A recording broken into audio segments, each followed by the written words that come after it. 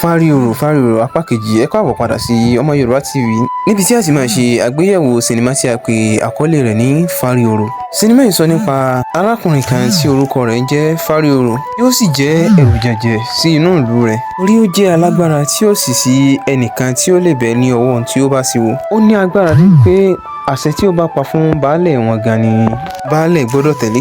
Bí ẹnìkan kan ó bá sì ṣe nǹkan kan ní inú ìlú yìí, ó gbọ́dọ̀ wá kọ́kọ́ fi tó létí.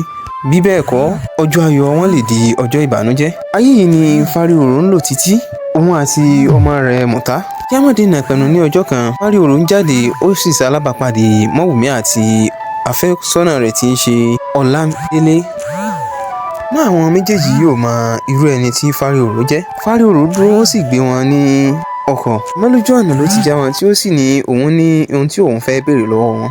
Ó béèrè bí àwọn méjèèjì ṣe jẹ́ àti pé níbo ni wọ́n ti wá. Ní àwọn méjèèjì sọ fún pé ọ̀rẹ́kùnrin òun ni Ládélé jẹ́. Ní Fáríorò sì ní kí ni Ládélé ó fi ṣe ọmọkùnrin tí ó bá fẹ́ Mọ́wùmí sí ilé. Báyìí ni nǹkan ọmọkùnrin Ládélé sì sálọ. Eléyìí ló fà á tí ó fi di aṣọ Fáríorò mú. Báyìí ni Fáríorò sì yá ní wèrè pátápátá, tí ó sì sọ Mọ́wùmí di ìyàwó rẹ̀. Ó gbé Mọ́wùmí délé lóòótọ́, àmọ́ nígbà tí Mùtá rí Mọ́wùmí, ó ti nífẹ̀ẹ́ Mọ́wùmí, tí ó sì rò pé ìyàwó tí bàbá òun bò òun wálé ni. Àmọ́ lẹ́yìn tí bàbá rẹ̀ dé, tí Mọ́wùmí tábìrì Mọ́wùmí, Fáríorò ní kí ó má débẹ̀, pé ìyàwó òun ni Mọ́wùmí jẹ́.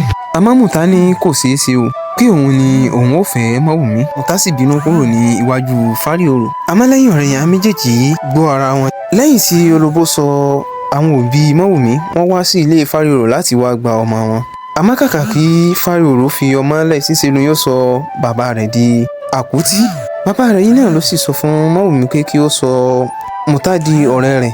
Eléyìí ló ṣe tí ọ̀pọ̀lọpọ̀ àṣírí fi tú sí Mọ́wùmí lọ́wọ́, tí ó sì fi mọ ìdí agbára rẹ̀ pé àìdán ni igi lẹ́yìn ọgbà Fáríorò, tí ó sì jẹ́ pé kò gbọ́dọ̀ má fún ní ọtí ní aago 12 òru ní ojoojúmọ́. Àmọ́ ní ọjọ́ kan, Fáríorò àti Mọ́wùmí lọ kó ẹrù rẹ̀ ní ilé, tí ọkọ̀ Fáríorò sì bàjẹ́ sí àárín méjì ọ̀nà. Ibí ni ọmọ wa àti àkókò fi tó tí ó yẹ kó fún àìdán ní ọtí, tí àìdán ò sì rí. Báyìí ni àìdán pé Fáríorò, tí Fáríorò sì ní kí ó má bínú, kí ó mọ̀ pé òun ò ṣe irú rẹ̀ rí. Ibí ni apá kìíní sinimá yìí parí sí.